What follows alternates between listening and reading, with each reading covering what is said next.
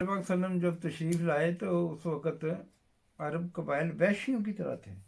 सही बात है, जहालत थी बहुत ज़्यादा। जहालत थी, बिल्कुल वैशी कौम थी वो। सही बात है।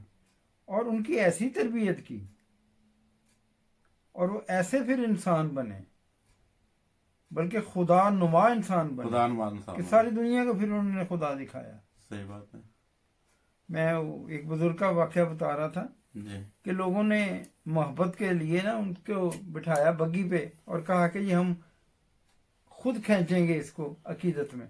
अच्छा। तो वो बुजुर्ग बग्गी से उतर आए, कहने लगे मैं तो जानवरों को इंसान बनाने के लिए आया हूँ और तुम इंसानों के जानवर बन रहे हो, ये नहीं होगा। बहुत जबरदस्त। उन लोगों में तकवा होता था, उन बुजुर्गों में। हाँ जी, आज वो तकवे की कमी की वजह से ये सारी राहें खुल रही है इस तरह की। उनको पता था कि अल्लाह ने जिस मखलूक को बनाया है वो कितनी काबिल इज्जत है। अशरफुल मखलूकात। अशरफुल मखलूकात जो है इंसान, जी।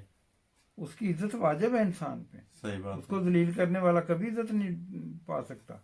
सही बात है। और ये लोग इंसानियत को क्या कहते हैं, इतना जलील करते हैं कि वो आप बता रहे थे कि कुत्तों की तरह भौंकने लगते हैं हाँ, लोग। मैं खुद वीडियो देखी आज कि वो कुत्तों की तरह भौंकते हुए जा रहे हैं।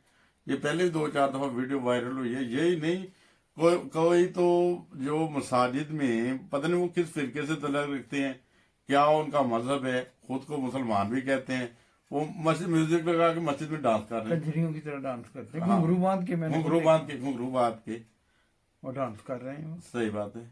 ये सारी लघवियात वही है। ये जो नबी करीम सल्लल्लाहु अलैहि वसल्लम ने जो फरमाया था कि